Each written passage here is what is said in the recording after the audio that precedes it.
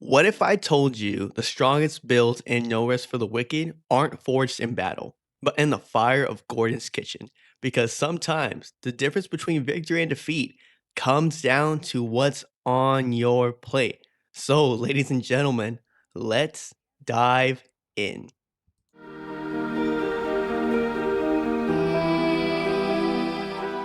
What is up, YouTube? This is Into the Wicked, and today we're diving into 5 recipes every player should have ready before heading into a fight in no particular order. Each dish brings something unique, from raw damage and focus recovery to total survivability, and I want you to decide in the comments which one deserves the number 1 spot. And if you're a newcomer, or maybe just started a second character, this video is perfect for you too. I'll show you how to get these recipes sooner rather than later so you can start buffing your build and dominating early on. So let's head into Gordon's kitchen and see what he's cooking. Again, this is in no particular order, but we have first on the list is crab stuffed mushroom. Now why? It instantly restores 130 health and increases your max health by 15 for 180 seconds. It's simple, efficient, and perfect for early exploration. Horseshoe crab, mushroom, and forgive me if I botch this up, artemisia herb are all easy to find near Sacrament. This is one of the first health buffs you can get without grinding rare items, making it a reliable starter meal. So, second on the list, we've got the fish salad. One of the best utility dishes, in my opinion, in the game. It restores 150 health and 50 focus, making it a go-to for builds that rely on rune usage or focus-based sustain. Raw trout, mushroom, and again, if I botch this up, I'm so sorry, Dracana herb, all commonly found in early efficient spots and forest zones. If you're running damage surge or channel, this salad helps you re-engage when you're out of focus, and it's the meal that keeps your rhythm steady mid-fight. And also, this is, again, in my opinion, I believe fish are everywhere in this game. You can literally just grab your fishing rod and go fish, either in Sacrament, Lowland Meadows. There's plenty of farming spots in my opinion, and so I really enjoy this one. And at number 3, we have the sirloin platter, the absolute tank feast. It restores 270 health instantly and increases max health by 45 for 180 seconds. You're going to need 3 quality meat sections and 1 lithops herb. It's ideal for those slower, heavy setups or boss encounters where you need that extra cushion to stay alive. The dish is your I'm not dying today safety net. It's also perfect for anyone new to tougher areas or still learning enemy patterns.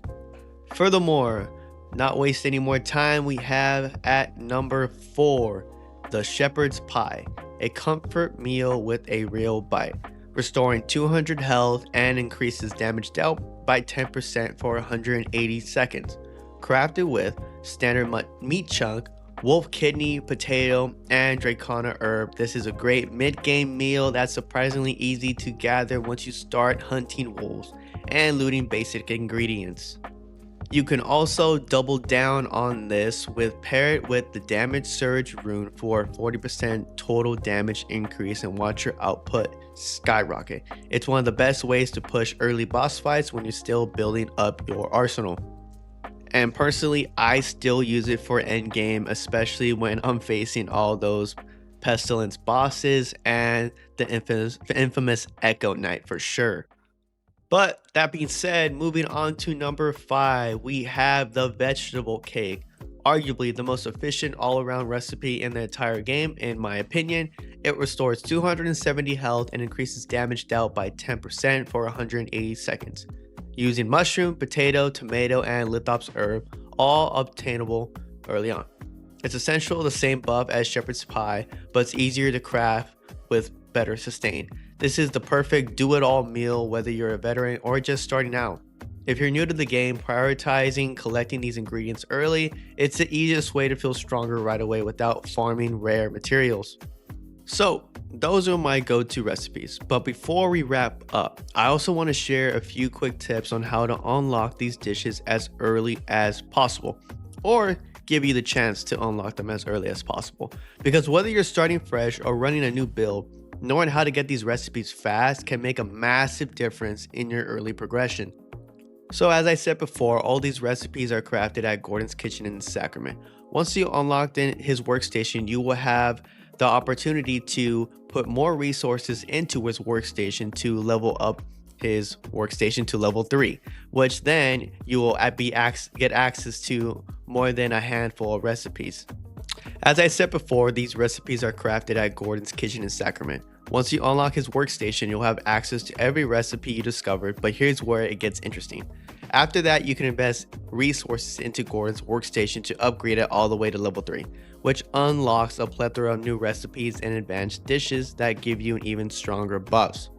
So, don't just unlock it, upgrade it. The payoff is absolutely worth it. Furthermore, I also wanted to share a couple other ways that you can get these recipes aside from just upgrading Gordon's workstation. So I went ahead and wrote them out for you. So first off, you can unlock these recipes in 3 main ways.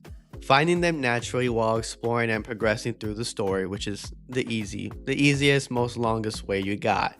Also, buying them from Finley, who appears every night at 8 p.m. in Sacrament with a rotating stock of either armor sets, recipes, and weapons. Number 3, transferring them through your community chest. If you already have the recipes on another character, you can simply drop them into a chest, switch to your new character, and pick them up instantly. I will add this. If you haven't unlocked Finley, here's a trick.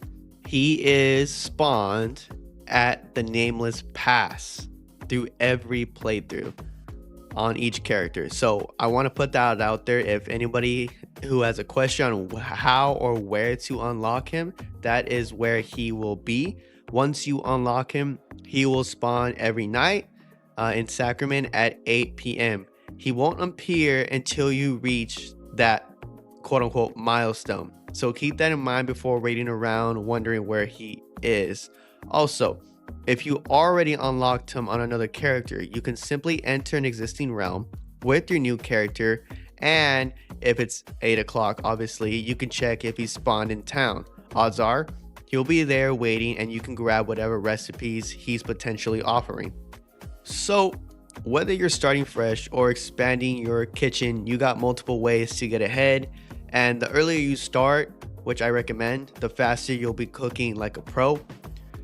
Cooking obviously is just for flavor, it's for strategy, because in No Rest for the Wicked, sometimes the best weapon is a well-timed meal. Furthermore, this has been Into the Wicked. I'm here showcasing 5 must-have recipes every adventurer should know in No Rest for the Wicked, The Breach Refined. Now it's your turn. Comment below which recipe you think deserves a top spot, or if I missed one. Are you team vegetable cake for the damage buff or team sirloin for the survivability? And if this helped you out, or if you're a newcomer, welcome. And you're also trying to get your footing, make sure to like, subscribe, and stay tuned for more deep dive guides, builds, and gameplay breakdowns. Until next time, prepare before you fight and fight with a purpose.